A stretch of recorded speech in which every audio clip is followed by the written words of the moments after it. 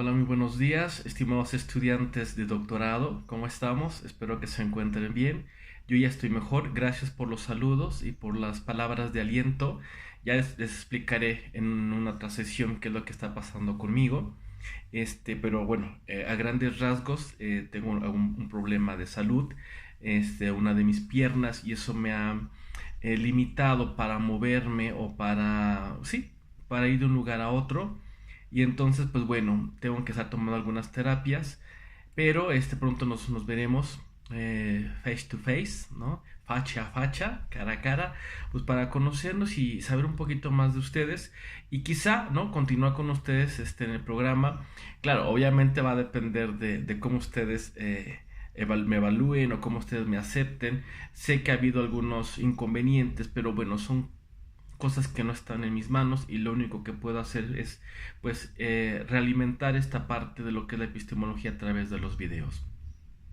Ya hemos visto algunos elementos de lo que es la epistemología, ya hemos visto en qué consiste esta situación de fundamentar toda la parte teórica, todo nuestro bagaje cultural que tenemos ya como maestros y que tenemos que utilizar para poder diseñar propuestas de intervención que nos permitan generar conocimientos y sobre todo mejorar el proceso de enseñanza-aprendizaje si el caso es de docentes.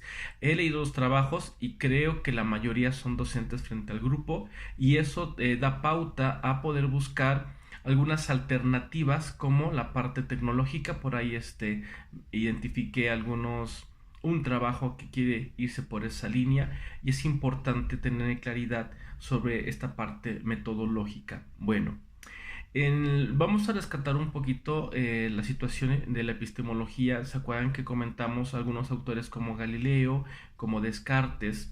Y en esta semana tenemos que revisar primero lo que son algunos paradigmas epistemológicos que nos van a ayudar precisamente a buscar, ¿no?, un sustento teórico para nuestro proyecto de investigación doctoral. A grandes rasgos no me voy a detener mucho en ciertos elementos porque no terminaríamos en un tiempo. La epistemología es pues para un semestre, ¿no? Y hablo de tener sesiones continuas, pero bueno, esta parte del doctorado recuerden que ustedes tienen que investigar y de hecho lo van a hacer la siguiente semana. Bueno, dentro de lo que hablamos de teorías, ¿no?, de la parte científica, hay una palabra que a muchos nos suena y nos rebota y que es el paradigma. No es otra cosa más que un modelo a seguir. Me voy a explicar. Cuando hablamos de teoría, por ejemplo, en la teoría conductual ubicamos a Skinner, a Pavlov, a Watson, ¿no? En la parte cognitiva ubicamos a Piaget, Vygotsky, Brunner, Ausubel, incluso Gagné, entre otros. Y entre esta teoría cognitiva tenemos un paradigma, un modelo a seguir, el constructivismo. Porque la palabra construir va de la mano del punto de vista de cambiar esquemas mentales, puede ser individual o también puede ser en relación de los demás. Esa es la parte social. Entonces, el paradigma es un modelo a seguir dentro de una teoría. ¿Vamos bien? Ok. Dentro de la epistemología, ustedes saben que el objeto de estudiar la epistemología, pues es, ¿no?, el conocimiento científico de cómo se produce y desde qué postura la estamos viendo, lo estamos construyendo. Bueno, dentro de la epistemología, ¿no?, dentro del marco de la filosofía, tenemos cuatro paradigmas, por decirlo así. Uno es el idealismo, el racionalismo, el empirista y el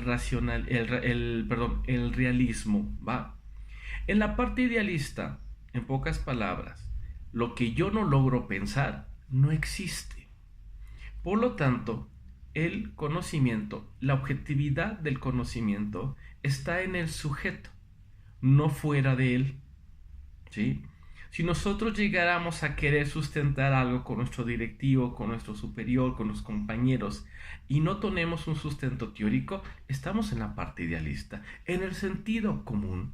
Es que yo siempre lo he hecho así. Sí, pero dime, ¿con base a qué lo estás haciendo? Pues es que siempre lo hice así y así me resulta. Ah, ok, esta es la parte idealista. Es decir, lo que tú piensas, crees que es lo correcto. Pero si no lo fundamentas, no tiene sentido. ¿Vamos bien? La parte del racionalismo tiene que ver una relación entre el sujeto que conoce, o sea, yo, y el objeto conocido. El objeto conocido no es mi sujeto, no es mi estudiante, sino el sustento teórico que me va a permitir a mí explicar y fortalecer mi opinión científica, no mi opinión personal. Entonces, lo que yo pienso, como en la primera escena del idealismo, lo que yo pienso lo voy a sustentar con un proceso lógico, pero que el sustento lógico se adecue al objeto. Se adecue al objeto. ¿Sí? Es decir, tengo que relacionar sujeto y objeto. Voy a relacionar, ejemplo, la teoría constructivista de Vygotsky con un problema que yo tengo social con mis estudiantes. Pero, si yo quiero adecuar lo que yo pienso con la teoría, ¿qué crees? No va a funcionar. Porque aquí sería, voy a relacionar el sustento de Vygotsky con lo mío. Y entonces yo voy a cambiar esquemas mentales. Si no los cambio, estoy en la parte racionalista y significa, igual que el idealismo, que el conocimiento lo tengo en mí. No está fuera de mí. Yo le doy el conocimiento. Yo le doy el sentido, el significado. ¿Me voy explicando? Entonces podemos descartar estados, pues que no me va a funcionar porque no es como yo diga, no es como yo quiera. Bueno, pasamos a la parte empirista. Yo tengo que comprobar lo que digo, lo que sostengo, lo que estoy experimentando. Y entonces tengo que buscar no solamente un sustento teórico, sino algo que me permita demostrar que lo que yo digo es verdad, es viable, se puede generalizar, se puede aplicar aquí en China. En este sentido, pues el conocimiento no está en mí, se genera en mí, pero no está en mí. Va a estar en mí cuando compruebo que lo que yo digo es lo correcto, es verdadero, es viable. Y entonces, pues me dejan afuera como generador de un conocimiento y todo se le da a la parte experimental. Ese es el valor experimental. Si me voy explicando. En la parte epistemológica dice, bueno, pues entonces, ¿cómo relacionamos cuál es el punto medio en donde el objeto de estudio y el sujeto, ¿sí?, se pueden relacionar? El sujeto que conoce y el objeto conocido. Perdónenme, me hice mala expresión hace ratito. ¿Cómo establecemos una relación entre el sujeto que conoce y el objeto conocido? Y el sujeto que conoce, pues ¿quién es? Puedo ser yo en primera instancia, pero también puede ser mi estudiante si es que quiero mejorar el proceso de enseñanza-aprendizaje. ¿Va? Bueno. Y entonces surge el realismo.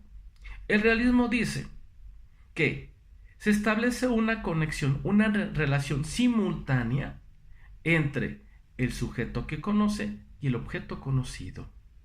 Sí es importante que relacionemos el objeto con lo que yo ya investigué, con lo que yo ya voy a experimentar y lo voy a comprobar, sí. Tiene toda la razón del mundo. Pero no puedo dejar a un lado que el que conoce y el que da sentido a eso soy yo. No sé si me voy explicando, ¿sí? Es decir, yo, Ceballos, voy a hacer un proyecto de investigación que tiene que ver con competencias investigativas. Mis estudiantes ya están investigando, pero no saben qué competencias están desarrollando.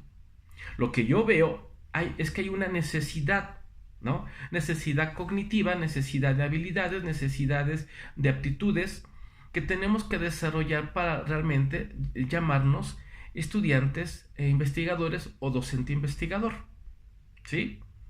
Yo empiezo a compartirles lo poquito que sé del punto de vista metodológico, pero yo no sé de competencias investigativas. No tengo un instrumento que me permita medir esas competencias. Empiezo a buscar, empiezo a ver desde dónde lo voy a hacer, ¿sí? Una vez que tengo yo la información, empiezo a modificar cosas como mi metodología de enseñanza, empiezo a modificar las estrategias de enseñanza y empiezo a buscar diseñar un instrumento que me permita medir esas competencias. Ojo, porque estoy buscando una teoría, estoy buscando algo que me sustente mi caso, que es particular. Voy a la inducción, ¿sí? Pero no significa que lo que yo esté viendo no es verdad. Lo que yo quiero es aclarar dudas, aclarar ausencias de conocimiento. Y entonces, en la medida que yo voy leyendo, yo voy cambiando mis esquemas mentales. Y eso significa que el punto medio es que la investigación es tanto deductiva como inductiva y es tanto para la mejora del proceso de aprendizaje de mis estudiantes como el mío. Junto los dos. Y los dos estamos ganando, no solamente la teoría como tal, sino yo también. No sé si me estoy explicando. ¿Sí? Nosotros estamos en la parte del realismo. Inclusive Piaget está en la parte del realismo, ¿va? Bueno, esos son puntos de vista filosóficos que tratan de buscar que todo el conocimiento científico pues tenga una base científica y no solamente supuestos subjetivos, ¿sí? Si nos quedamos en la parte realista e idealista, seríamos subjetivos. Y no es así. ¿Vamos bien? Yo espero que sí. Bueno. Dentro de estos paradigmas surgen algunos otros paradigmas, ¿sí? Que dan cabida a la parte del paradigma cualitativo y cuantitativo como tal, ¿sí? Y les voy a comentar un poquito. Tenemos el paradigma hermenéutico, ¿sí? Que tiene que ver con la parte de Hermes, que es el dios griego de la escritura, tanto oral como escrita. Y entonces Hermes, ¿sí? Herme es la palabra de la raíz etimológica en griego que significa escritura. Y la hermenéutica surge dentro de un contexto donde necesitamos conocer la raíz etimológica de las palabras para poder interpretar textos antiguos. ¿Qué tiene que ver la hermenéutica de los textos antiguos con nosotros? Pues que nos lleva, ¿sí?, a una situación de conocer el contexto en donde estamos viviendo nosotros, desde su propia historiosidad. ¿Historiosidad? Creo que va así, discúlpenme, estoy grabando. Desde el punto de vista histórico, es decir, lo que hablamos, lo que actuamos, la manera en que enseñamos, la manera en que se aprende es propio de una etapa histórica que tenemos que interpretar. Si yo ahorita quiero hacer una crítica a la nueva reforma, por decirlo así, o a los principios que hacen que la reforma sea nueva, ¿sí?, yo tengo que revisar la evolución de estas reformas desde antes del 92, en el 92, en el 2000, 2013, o sea, cómo se van dando y en qué va evolucionando. Y tengo que identificar cuáles son las palabras correctas que se están utilizando dentro de ciertos paradigmas. Parte conductual, parte cognitiva, parte humanista, parte psicoanalítica. ¿Qué? ¿Dónde estamos parados? ¿Dónde están paradas las competencias? ¿Es realmente un modelo educativo o solamente es un enfoque educativo? Porque ni siquiera paradigma.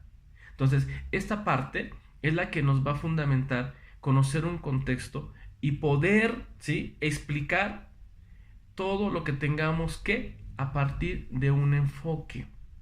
Obviamente tenemos que tener un punto de partida, una teoría que me permita caer o recaer en algo concreto, porque la crítica tiene que tener también un producto. Y en ese producto tengo que dar una propuesta. ¿Sí? ¿Me siguen? Espero que sí. Bueno. Después tiene el paradigma crítico dialéctico.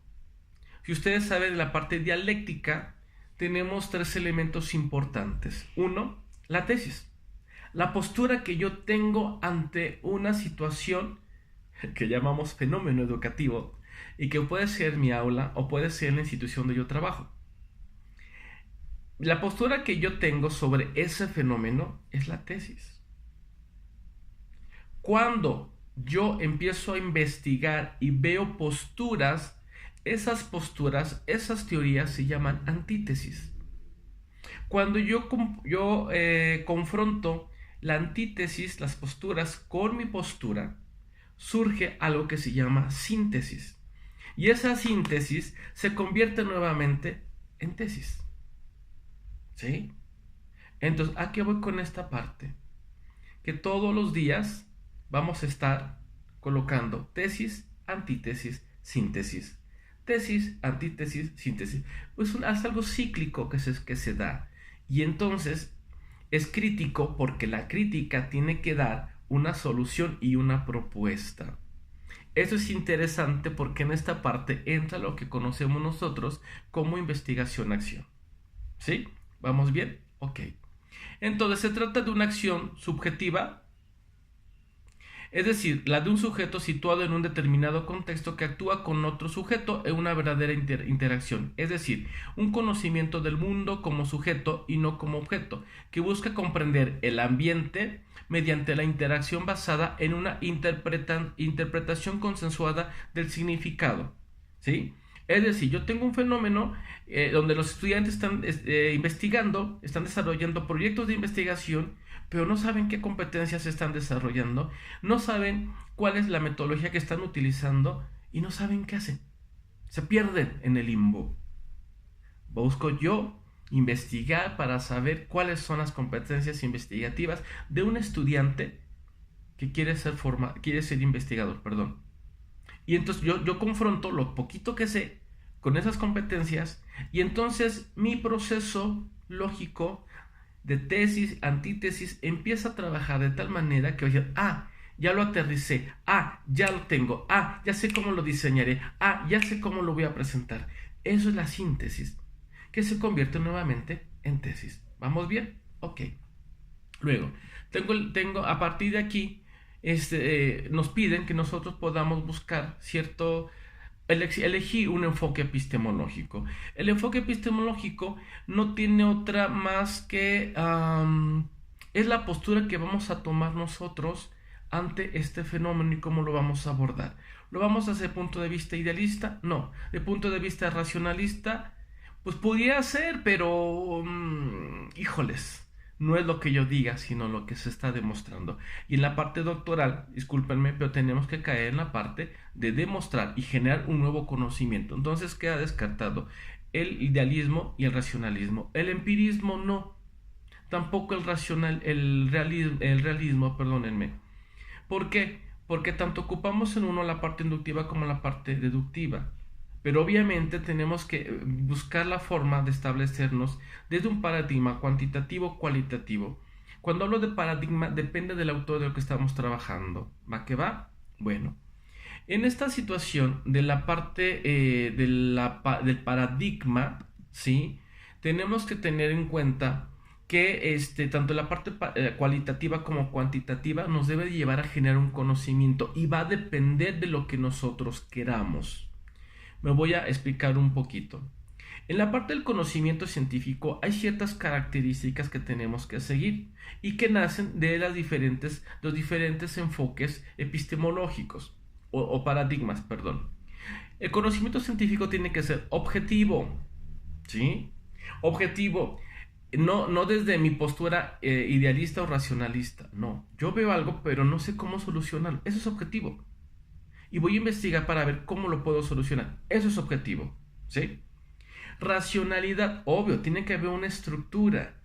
Si yo encuentro la causa, a toda acción hay una causa. Si encuentro la causa, posiblemente yo pueda identificar lo que yo puedo proponer para mejorar la consecuencia.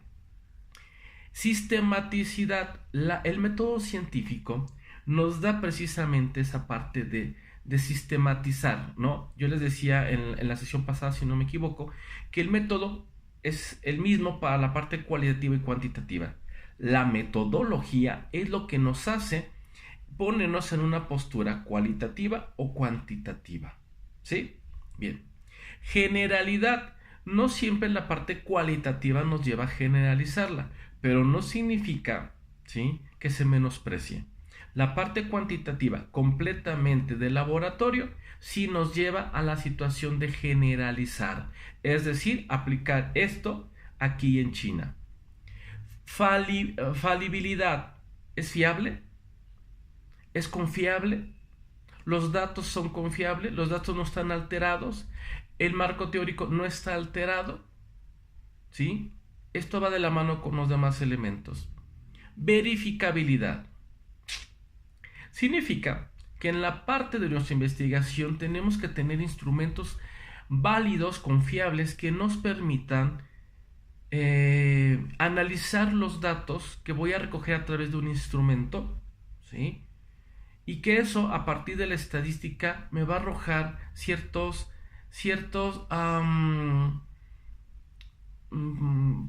postura. No puedo decir principios porque habría que revisar lo que la parte teórica y la parte de los resultados, cómo se entrelazan para decir que hay ciertos principios, pero que nos va a permitir tener ciertas conclusiones, sobre todo la situación de aprobar o refutar la hipótesis. Cuando hacemos una investigación cualitativa, solamente se acepta o se rechaza el objetivo general. En la parte empírica, en la parte cuantitativa, no. Se aceptan o se refutan las hipótesis y con ello todo el objetivo general y toda la situación de la parte teórica que sustenta nuestra postura, que sustenta nuestra parte epistemológica. ¿Me voy explicando? Yo espero que sí. Bueno, en la parte cuantitativa tenemos diferentes tipos de investigación. Tenemos la descriptiva, que precisamente busca describir un fenómeno, pero a través de resultados. Todo es a través de resultados, a través de la estadística, ¿sí? Es decir, el conocimiento está fuera de mí, ¿sí? El conocimiento está fuera de la otra persona y tengo que describir esa parte, pero desde el punto de vista empírico. Está las correlacionales, que posiblemente es lo que nosotros vamos a trabajar. Está la investigación de campo. De campo muchas veces se le llama la parte, el área donde nosotros estamos trabajando, donde estamos experimentando. No necesariamente tiene que ser un laboratorio. El ingeniero agrónomo, zootecnista, pues está trabajando en el campo. Posiblemente un invernadero. Ese es su trabajo de campo. Las transversales, las longitudinales, tenemos las exploratorias, ¿sí? Y bueno, eso ustedes lo van a ver ya en la parte de investigación, nada más para poderles tener un panorama. En la parte cuantitativa, pues lo que sostiene es la situación positiva, ¿no? Necesariamente. El positivismo, como ustedes lo saben, es la doctrina que se basa en la aplicación dada a las ciencias positivas, ciencias exactas, nosotros las conocemos. Esto es, a la experiencia probada y sistematizada sobre la especulación incontrolada. Características: conocimiento científico racional y verificado por la experiencia. Racional, porque hay una estructura, hay un proceso lógico, hay una estadística que me sostiene para analizar, para comprobar y analizar mis resultados, y obviamente tiene que ver con la parte de experiencia. Comprobado, ¿no? Lo que se comprueba y se aprueba se puede generalizar. Se reduce a la búsqueda de leyes y los fenómenos sin que se conozcan. Bueno, es decir, lo que yo voy a aplicar tiene que ir a todas partes sin que yo conozca exactamente lo que va a pasar en otro momento. Se orienta al método empírico experimental. Su objetivo es manifestar la realidad sin modificarla. Considera que todo enunciado tiene sentido si es verificable y la experiencia constituye la fuente del saber científico. En esta parte de considera que todo enunciado tiene, su objetivo es manifestar la realidad sin modificarla. Hay momentos en que sí se modifica, ¿sí? Porque entonces, ¿cómo se surgen las teorías? Habría que revisar este enunciado, pero bueno, de entrada, cuando hablamos de describir, sí, no me voy a meter en una situación de cambiar, pero cuando quiero modificar una conducta, quiero modificar estructuras mentales en mis estudiantes para que aprendan mejor matemáticas o español o la redacción de trabajos académicos, pues tengo que generar un cambio, si no, no tiene sentido. Bueno, luego tenemos la parte cualitativa que lo sostiene la postura sociohistórica. Consiste en descripciones detalladas de situaciones, eventos, personas, interacciones y comportamientos que son observables. Si no, no hay método. Incorpora experiencias, actitudes, creencias, pensamientos, reflexiones tal y como son expresados por los actores. Por esto la parte cualitativa se le llama subjetiva, porque yo voy a buscar la manera de interpretar esa subjetividad de en mi caso, mis estudiantes, por decirlo así. Bueno, características es inductiva, parto de una situación concreta, presenta una perspectiva holística en el sentido que voy buscando todas aquellas teorías que me pueden sustentar lo que yo quiero resolver. Es interactiva, ¿sí? Hoy te voy a explicar por qué es interactiva, porque tiene que ver con la parte social. Entonces, no puedo estar solamente...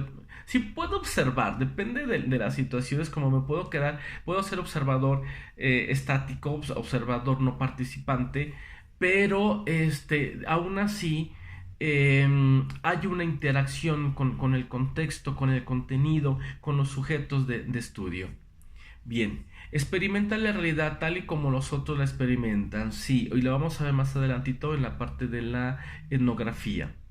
Ve las cosas como si estuvieran ocurriendo por primera vez. Wow. Y todas las respuestas son valiosas. Todo es valioso porque se integra en la parte cualitativa. Claro está que va a depender de cómo delimitemos nosotros nuestra investigación, nuestro conocimiento como tal. Y es humanista. ¿Por qué es humanista? Porque siempre estamos rodeados de personas.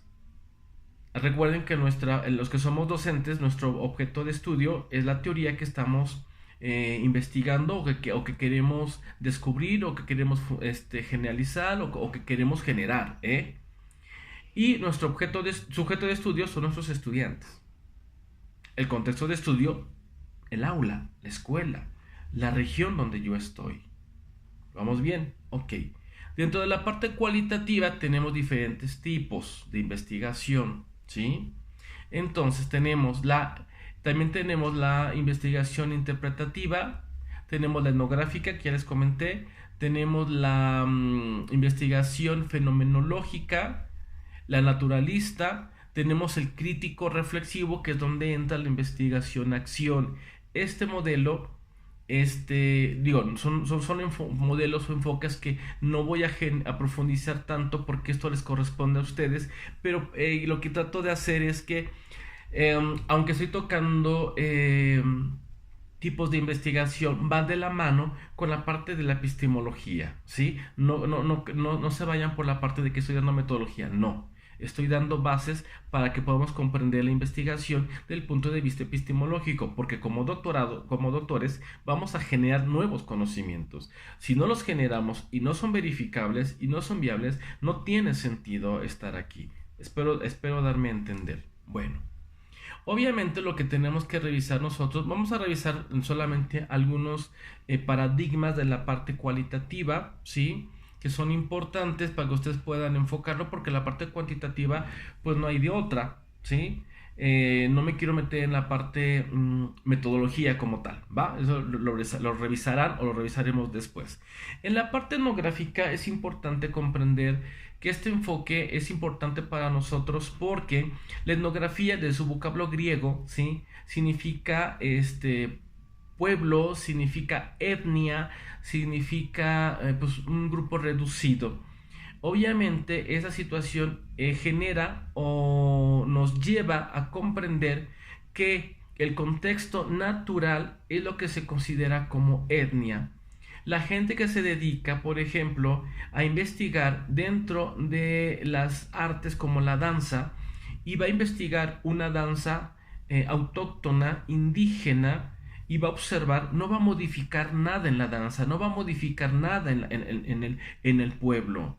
Solamente observa, describe lo que está viendo y lo relaciona con todos los elementos del contexto, elementos naturales como la lluvia, como los 4 puntos cardinales, como la situación de las deidades, porque aunque se digan católicos, generalmente hay una relación con las deidades pasadas, las deidades prehispánicas, y esto engloba o integra, ¿sí? Pero el etnógrafo o la investigación etnográfica no altera lo que está observando como fenómeno. ¿Me explico? Nosotros dentro del aula, ese es nuestro contexto natural y podemos decir que es nuestra etnia. Pero nosotros estamos dentro dentro del grupo de allí, dentro del grupo, por lo tanto hay que revisar si yo voy a alterar o no lo que está pasando. En la parte dancística no, porque voy a interpretar lo que sucede, no voy a modificar. En la parte del aula sí puedo modificar, porque hay elementos, hay fenómenos que están limitando a que el estudiante, el alumno, pueda mejorar su proceso de enseñanza-aprendizaje. Ojo, porque aquí hay diferentes tipos de observadores, el participante o no el participante, y hay otros más, que eso lo tienen que descubrir ustedes. Me adelanto un poco de que los que estamos dentro del aula dando clases y queremos solucionar un problema, estamos siendo, ¿sí?, observadores participativos. Es decir, los alumnos son con nosotros iguales tanto en examen como en la parte de dinámicas integrativas, como en la parte del diálogo, como en la parte del juego en el recreo. Son iguales, nadie finge. En los otros tipos de observaciones sí podría haber una situación de fingir, y eso hace que cambie completamente la investigación como tal. ¿Me voy explicando? Ok, bien. Entonces, tenemos también la investigación fenomenológica, ¿sí?, que es un método y una manera de ver el mundo.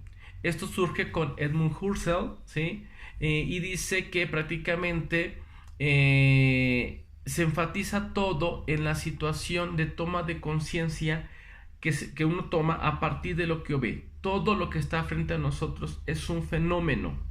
Nada más hay que ver si es un fenómeno que ya está aceptado o es un fenómeno que no está aceptado y que necesita analizarse, necesita reflexionarse y necesita una intervención. ¿Sí? Me voy a explicar. Los que somos católicos, no sé si todos, y los que fueron católicos, cuando hemos entrado al templo, por ejemplo, se supone que en la parte del catolicismo lo central es la Eucaristía. Yo he visto que los padres están en la Eucaristía, la gente está comulgando, que así se llama, y está el viejito o la viejita, con todo respeto, entrando a la iglesia, y está el Santo Cristo Redentor, el Santo Cristo del Calvario, con mucha sangre, con espinas, con azotes, con cadenas, y el viejito pasa y lo acaricia, ¿no? Él también se acaricia con lo que acaba de tocar. Es decir, eso es un fenómeno que yo no estoy entendiendo y necesito comprender para darle una solución. Nada más que, ojo, en el momento que yo entro a decirle a esa persona, oiga, eso no se hace, ¿sí?, estoy irrumpiendo y deja de ser un fenómeno. ¿Sí? Desde la fenomenología no puedes intervenir, es como la parte etnográfica, ¿sí?, solo que la etnografía registra todos los elementos de la cultura, todos los elementos de la religiosidad, todos los elementos de su cosmovisión. En la fenomenología no. Observas y de acuerdo a la parte científica, tú describes lo que está pasando. No sé si me estoy dando a entender, pero en la fenomenología no vamos a intervenir. Nada más describimos y explicamos lo que sucede hasta ahí. Es decir, tengo un estudiante que bulea, es agresivo, no cumple con tareas, dice groserías, escupe, se siente superior, ¿no? Eso describe el fenómeno y se acabó, no intervengo. Sin embargo, cuando yo empiezo a dar explicaciones profundas de lo que yo observo, ejemplo, él quiere aparentar ser mejor que el otro, quiere aparentar ser fuerte, quiere aparentar no llorar. Eso es una interpretación a base de una psicología. ¿Y ahora qué hago? A él le hace falta un amor propio, a él le hace falta equilibrar sus emociones, a él le hace falta aprender a que lo abracen, a que lo escuchen, a que lo acepten. Tiene que aprender a que él es vulnerable como todos los demás. Socioemocional. Y entonces, ¿qué hago? Entonces ya deja de ser un fenómeno o una fenomenología y paso a otro plano donde yo tengo que intervenir. Y entonces lo tengo que hacer, tengo que ver cómo lo tengo que abordar y cómo lo voy a...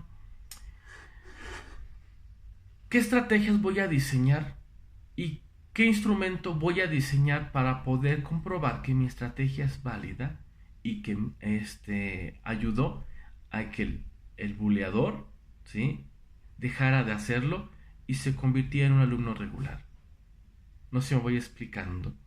Entonces, la fenología solamente nos ayuda a comprender que lo que yo observo tiene que ser descrito y, si se puede, explicado a través de lo poquito que sepamos o a partir de lo mucho que ya sabemos. No importa.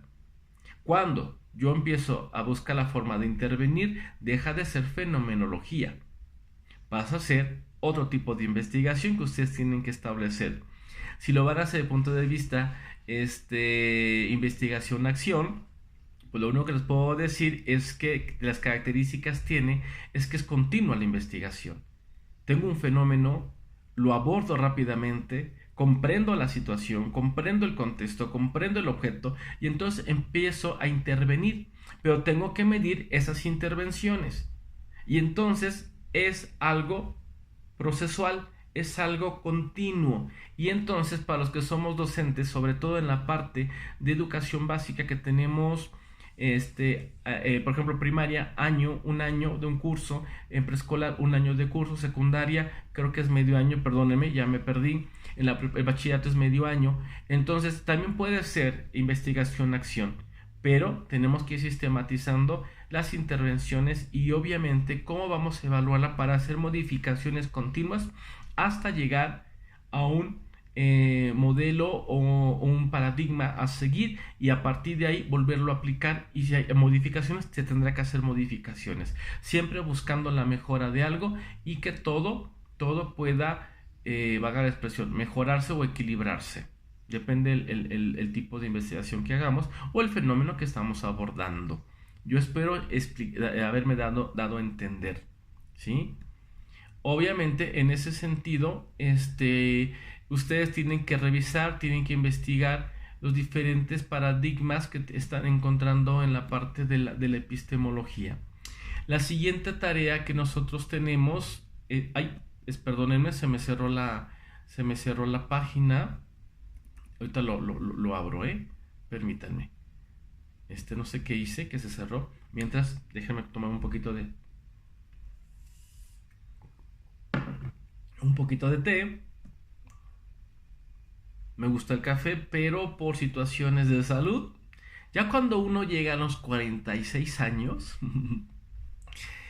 pues todo cambia. Todo cambia. Como la canción, ¿no? Todo cambia. Bueno, tenemos para esta tercera semana, dice la actividad, apoyándose de la investigación de campo, es decir, su contexto donde ustedes están trabajando, ¿sí?, el aula, la institución, no sé cuántos trabajen en la parte de dirección o supervisión. El alumno, o sea, ustedes, deberá realizar una investigación que incluya las bases epistemológicas y su materialización en su proyecto de investigación o cátedra.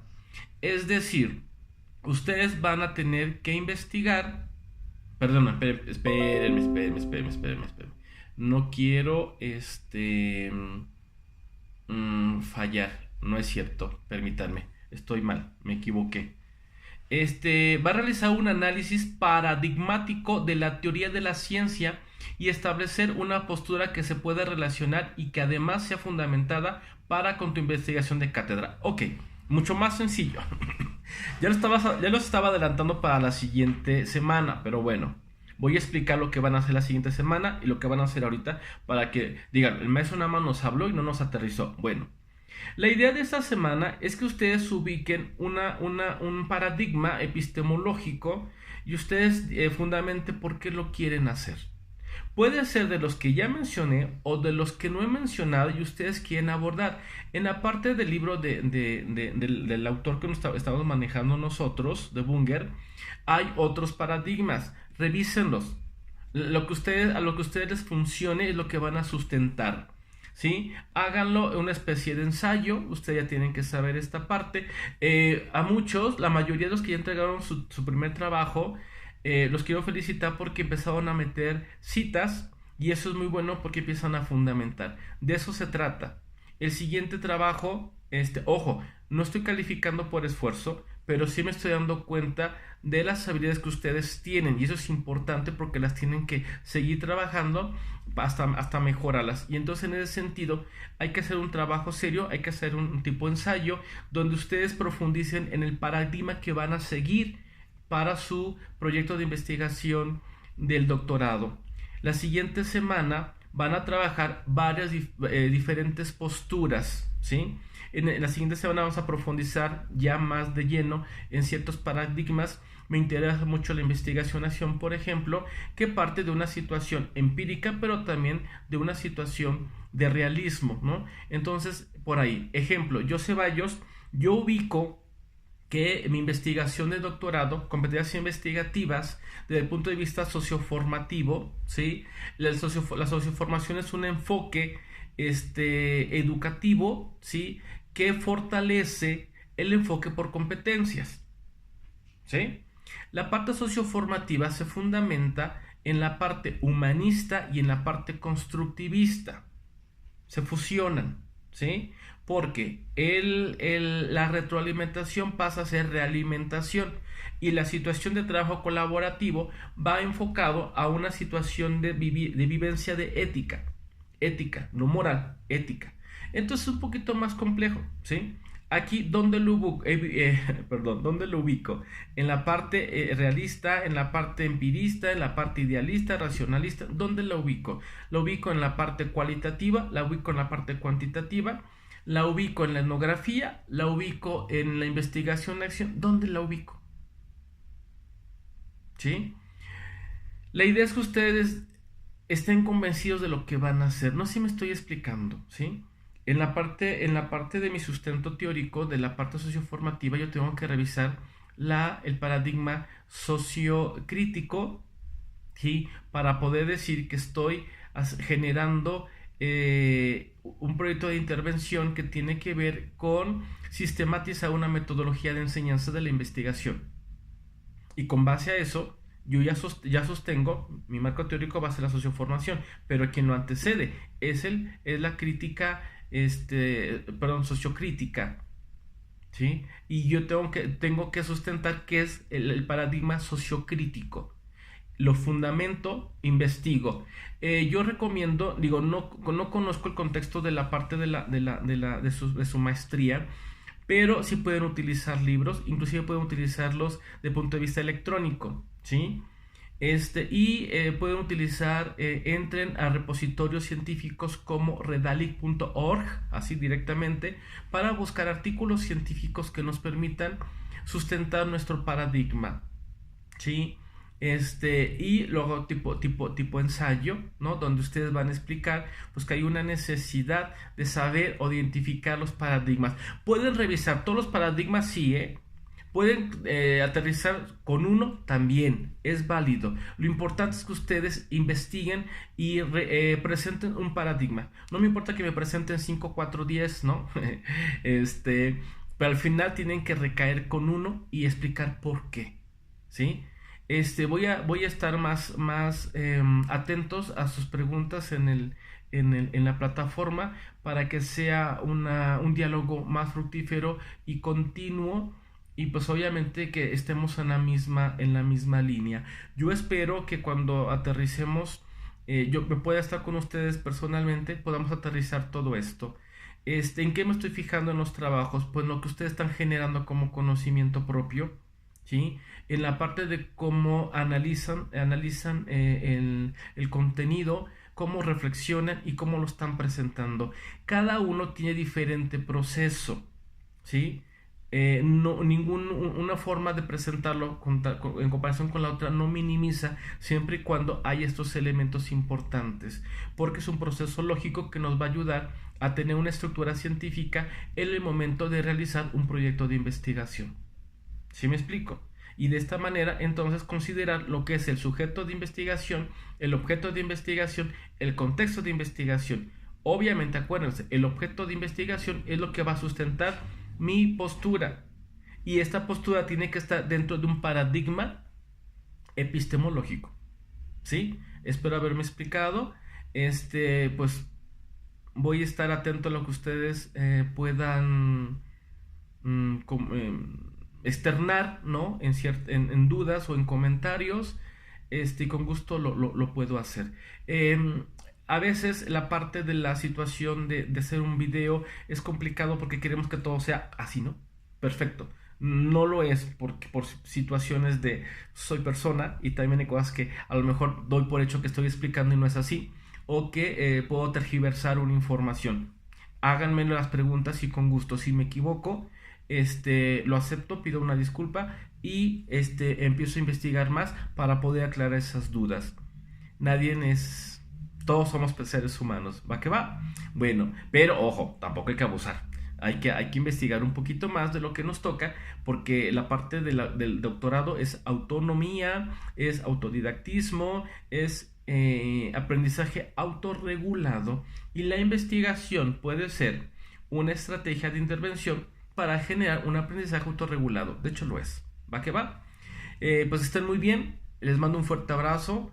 Bendiciones, y agradezco sus comentarios y sus mensajes que han dejado, igual que el envío de sus trabajos. Un abrazo y mil bendiciones. Hasta luego. See you.